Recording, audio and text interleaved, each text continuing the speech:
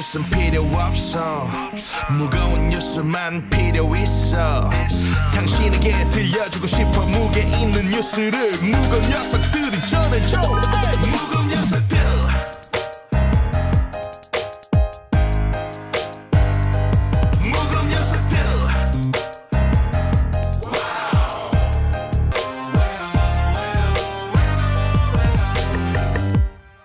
무거운 녀석들 가벼운 뉴스 가라 무게 있는 뉴스만 골라서 전해드립니다. 무거운 녀석들 무게 있는 뉴스 전해줄 무거운 녀석 나왔습니다.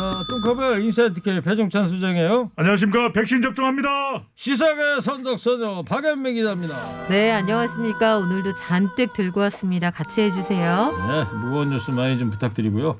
오늘 안동에서 SK바이오 공장에서 아스트라제네카 네. 백신이 이제 이천 물류센터에 조금 전에 도착했다는 거 아니에요? 네. 그렇죠. 첫 차량이 출발을 해서 이천 물류센터에 도착을 했습니다. 네, 거의 뭐 군사작전 방불케 하듯 삼엄한 경비 속에서 네. 운송작전이 이루어졌습니다. 자, 코너 끝에 방송만 잘 듣고 계시면 근세 맞힐 수 있는 무게 있는 퀴즈 드릴 거고요. 커피 쿠폰도 준비되어 있습니다. 자, 첫 번째 얘기입니다. 오늘 그 이사 대책에서 예고한 1차 신규 공공택지 대상 지역이 발표됐어요. 부동산 대책이죠. 국토교통부 장관이 1차 지역 발표를 했습니다. 주목할 지역은 뭐 모든 지역이 다 주목해야 되겠지만 수도권입니다. 광명, 시흥에 7만 호를 공급할 택지를 확보를 하고 부산 대저지구에 1만 8천 호, 광주 산정지구에 1만 3천 호, 총 10만 호가 넘습니다. 그러니까 예. 정부에서 이야기를 했던 수도권 지역에 30만 호 이상, 전국적으로 80만 호 이상 이제 그 서막을 여는 것인데 이른바 공급 쇼크의 이 감이 서서히 이제 오기 시작하는데 이전에도 이 송파의 또 송파지구, 송파와 위례 하남지구 네. 여기가 서울의 동남권과 접근성이 좋아서 상당히 또 주목을 받았지 않습니까? 예. 이번에도 광명시흥은 서울의 또 서남권 접근성이 상당히 좋습니다. 오. 그래서 주목을 받고 있습니다. 그쪽을 아주 잘 아시네요. 네. 혹시 뭐 갖고 계신 거 있어요 이쪽에? 전혀 없고요. 박연미 작가께서 이렇게 좀 지침을 주셔가지고 공부를 했습니다. 땅 좀 있으신 것 같은데. 없습니다. 아니에요. 땅을 치고 있죠. 자, 박연미 기자. 네. 광명시흥에 7만 호다. 이 정도면 규모가 있는 거예요. 어떤 거예요? 상당히 많은 물량이죠. 큰 거예요? 지난번에 그 잠실에 대규모로 단지가 들어서서 전셋값이 한번 뚝 떨어진 적이 있었는데 그때 공급 물량이 1만 호였거든요. 예. 그리고 광명시흥에 7만 호를 새로 짓겠다고 하는데 7만 호면 현재 종로구에 있는 아파트 다 합친 것만큼이에요. 그래요? 굉장히 많습니다. 민간이나 이제 땅 주인의 의사 결정에 따라서 좀 상황이 달라질 수도 있겠지만 오늘 발표된 물량이 공급이 된다 그러면은 뭐 이거는 확실히 시장에 영향을 미칠 수 있고요.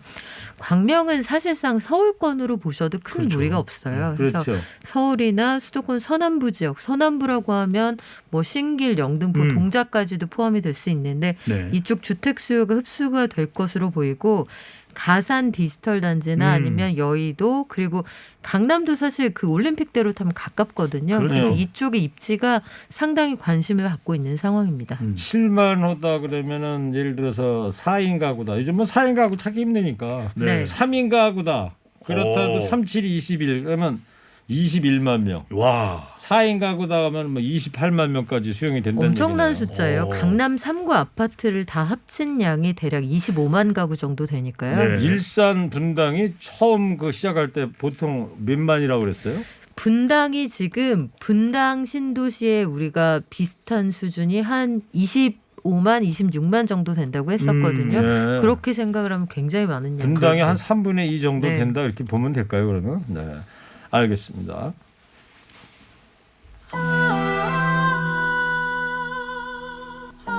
재난지원금 보편 지급 주장해온 이재명 경기지사 측이 기본소득제 힘을 주는 모양이에요. 네, 이재명 계라고 불리는 더불어민주당의 그 의원들 일부가 기본소득제 실현을 위해서 증세가 필요하다 이렇게 주장을 했습니다.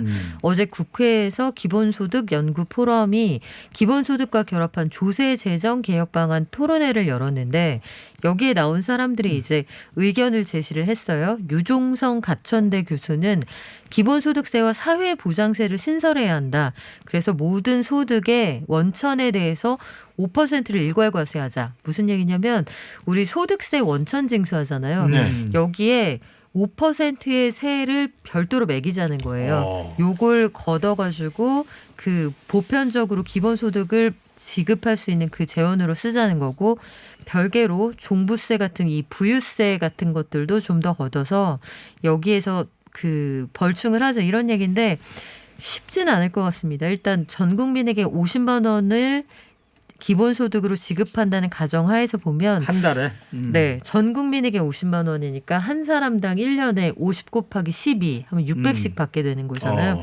최대 GDP의 15%의 재원이 필요하다고 하니까 이 10%만 따져도 한 212조 원이 되거든요. 네. 그러니까 엄청난 금액이죠. 올해 우리 예산의 대략 3분의 1 정도 되는 네. 거니까 이렇게 보편적으로 소득세를 올리고 부자들에게 세금을 더 거두면 가능하다고 주장을 하는데 일단은 상당한 논란이 있는 것도 사실입니다. 네.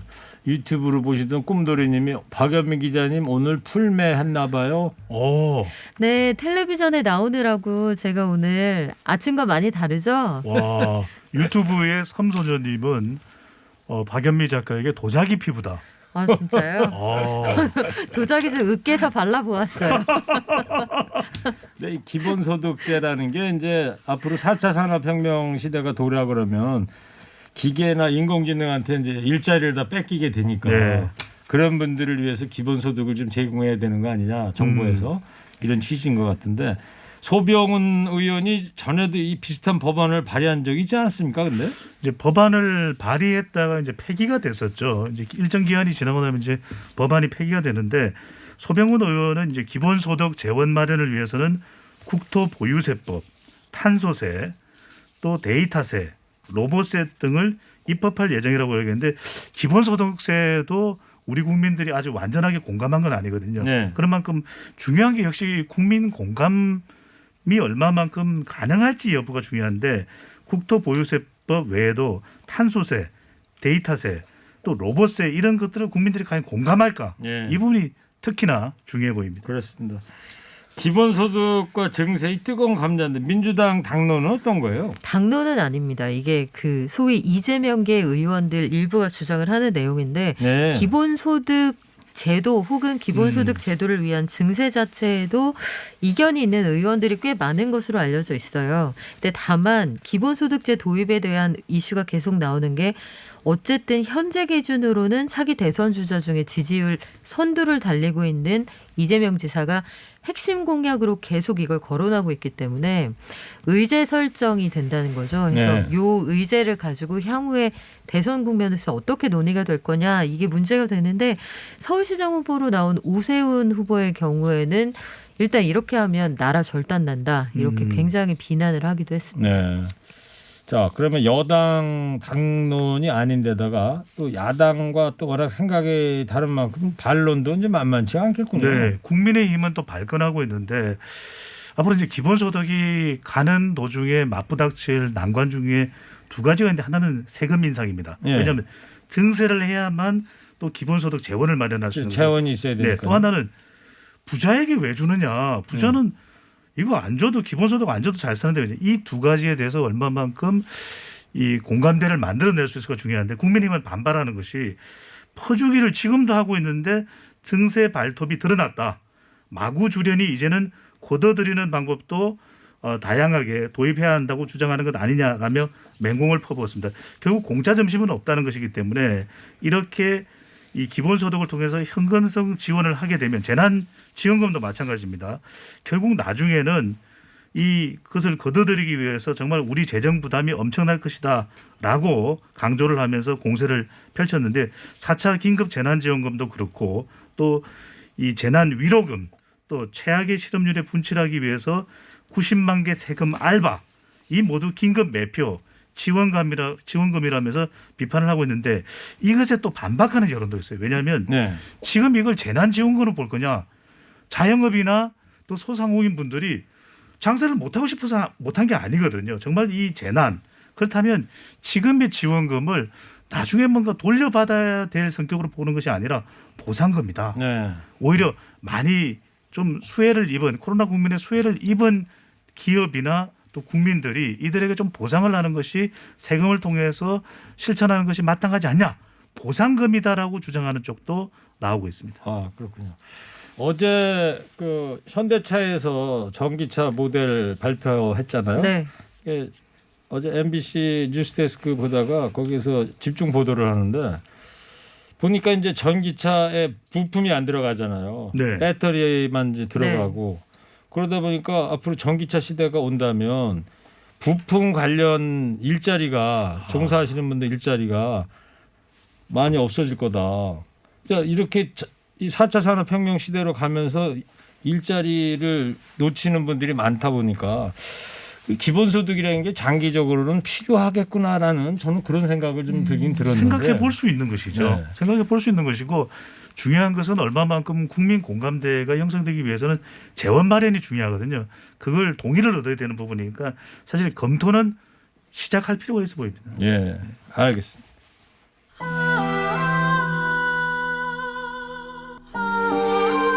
저는 허리케인 대한 앵커 DJ 최일구고요. 인사이트 K 뚱커벨 배종찬 소장입니다. 시사계 선동양 박연미 기자 셋 함께하고 있습니다.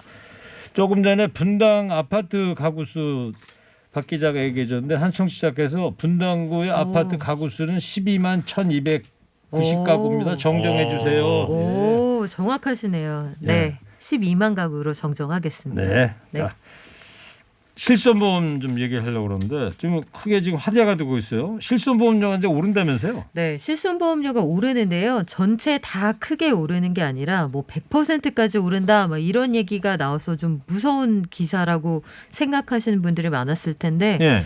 구실손보험의 보험료가 최대 19%까지 인상이 된다고 합니다. 구실손보험이라는 게 뭐예요? 2009년 10월 이전에 가입하신 분들 그 초기 모델을 구실손보험이라고 아. 하고요. 옛 구자를 써서 예. 그리고 그 다음 모델이 있고 최신 모델이 있는데 4세대 모델이 이번 7월에 또 나와요.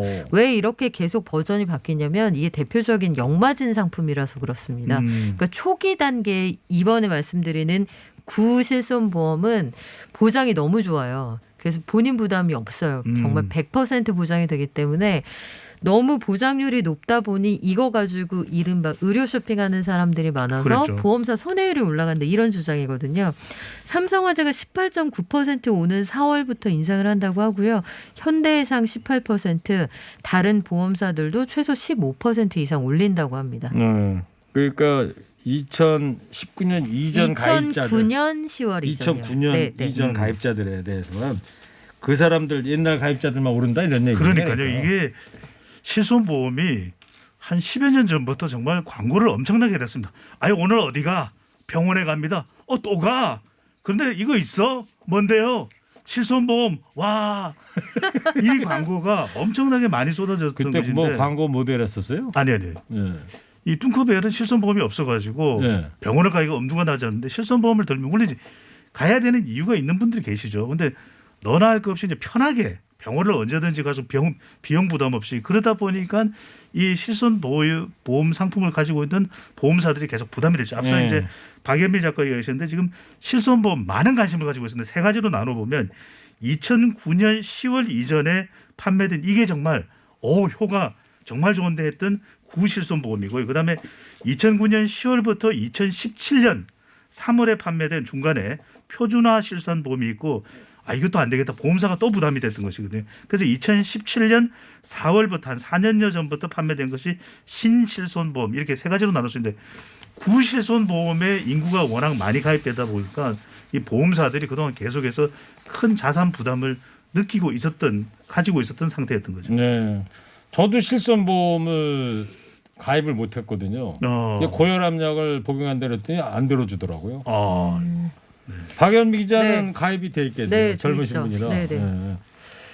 자, 그러면 이 모든 이게 참 어떤 게 유리할지 갈아타야 할지 또 고민이 되지 않습니까? 어떻게 되는 거예요? 네, 일단 이게 갈아타야 하느냐 거기에 대해서 결론부터 말씀드리면 보험 상품은 옛날 것일수록 대부분 좋아요. 그러니까 보장성이 옛날 것일수록 좋고 최근에 들어오면 들어올수록 보장성이 떨어지거든요.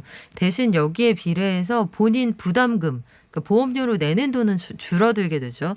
그런데 보험료로 조금 내면 보장성도 줄어든다는 걸 기억하셔서 한번 해지라면 그 상품이 이제 없어졌기 때문에 다시 가입을 못 하시거든요. 내가 병원 많이 가고 고령층이고 몸이 좀 아프다 이러면 갈아타시지 않는 게 유리한데요. 최신 상품으로 갈수록 보험료는 싸고 자기 부담금 비율은 올라간다. 이것만 기억하시면 될 것 같습니다. 지난해 40세 남자 기준으로 보면 구실손이다 하면 한 달에 36,679원씩 냈거든요. 네. 그리고 2단계를 냈다 그러면 표준화 실손 기준으로 2710원을 내셨고 가장 최근에 나온 신실손보험이다 하면 12,184원 이렇게 냈는데 아마 7월에 나오게 되는 4세대 보험은 이거보다 보험료가 쌀 수 있어요. 근데 대신 그에 비례해서 보장성은 떨어질 것으로 보이니까요. 이게 누적되는 인상률보다 내가 병원비로 쓰는 돈이 많을 것 같다 하는 분들은 갈아타실 필요가 없겠죠. 네. 그러면 평소 병원 갈 일이 많이 없는 사람은 요즘 상품으로 갈아타는 게 나은 거예요? 젊은 사람들의 경우에는 이제 나는 병원 갈 일이 없을 것 같아. 지금은 그렇게 생각할 수 있거든요. 해서 만약에 그게 당장 이익이다 싶으면 갈아탈 수도 있겠는데 제가 말씀드린 것처럼 이 상품이 항상 보장성이 줄어드는 방식으로 변화되기 때문에 역마진이 있다 해서 보험사들은 이 상품을 사실은 없애고 싶어 하거든요. 실손보험이 손해라고 보니까.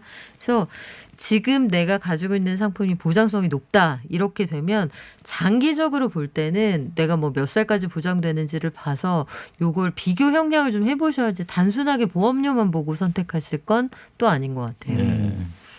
자, 마지막으로 말이죠. 수술실 CCTV 얘기 좀 해보려고 그러는데 의사들이 반대해도 의무화법 처리한다는 게 여의도의 기류라면서요. 여론조사가 실시가 됐습니다. 금고 이상 범죄 의사의 면허 취소 찬반을 물어봤습니다. 의료법 개정안의 내용 아니겠습니까? 이것이 이제 리얼미터가 오마이뉴스에 연락을 받아서 23일 실시한 조사, 바로 어제 실시했던 조사인데요. 찬반을 물어봤더니 금고 이상 범죄 의사는 면허를 취소해야 된다는 찬성 의견이 10명 중 7명 가까이 68.5%로 압도적이었습니다. 네. 여론이 이렇다 보니까 야당인 국민의힘에서도 국민 여론에 귀 기울일 수밖에 없는 상황이거든요. 그러다 보니까 의료계의 집단 반발에도 불구하고 강행 처리한다는 방향으로 나타나고 있고요. 또 하나 우리가 의료계 관련해서 주목했던 것이 수술실에 CCTV 설치 의무화 방안 아니겠습니까? 네. 경기도에서 또 강력하게 주장을 했던 그런 현안이었는데 이것 역시 25일 법제사법위원회 26일 본회의 절차로 법안을 통과시킨다는데 이견이 없는 상황으로 나타나고 있습니다. 그런데 이 부분은 이 CCTV법은 3월 국회에서 논의해서 좀 야당을 설득해야 되지 않겠냐 이런 의견도 나오고 있습니다. 알겠습니다. 자, 그러면 방송만 잘 듣고 계셨으면 금세 맞출 수 있는 무게 있는 퀴즈 드릴게요. 제2의 국민건강보험으로 불리는 이 보험료가 크게 오른답니다. 특히 2009년 10월에 이 보험에 드신 분들은 얼마나 오르는지 잘 살펴보셔야겠습니다. 이 보험 이름이 뭡니까? 뚱커벨 힌트 주세요. 네, 경제전문 박연미 작가. 네. 이 보험에 대한 관심 높은데 만능인가요? 삼손보험? 어허, 그 머리가 긴 사람만 가입할 수 있는 건가요? 그렇죠. 배 소장님은 뭐 삼손 보험이네. 뭐 머리카락이 우뚝 섰는데. 뭐 배추보험이죠. 그렇다면 저는 뭐 평생 병원비 한 푼도 안 내도 될 것 같아요. 이게 실질적으로 발생한 손해를 보상해주는 보험이다 이렇게 이해하시면 될 것 그렇죠. 같아요. 자, TBS 앱 50원 유료 문자 샵 0951로 정답 보내주세요. 선물 준비되어 있습니다. 아까 기본소득 말씀드렸는데 한청자께서 의견을 보내주셨어요. 기본소득 무조건 찬성 반대만 할 게 아니라요. 정치권에서 국민 앞에 논리적으로 맹렬하게 토론하는 게 필요해 보입니다. 그렇죠? 정답이네요. 정치권에서 이런 걸 좀 국민 앞에서 알아듣기 쉽게 공론화해서 토론하는 과정이 꼭 필요한 거 아니겠습니까? 왜 필요한 건지 이게 또 재원말은 어떻게 하면 되는 건지 그래야 세금을 좀 더 내더라도 국민이 이해할 수 있고 뭐 그런 거 아니겠습니까? 네.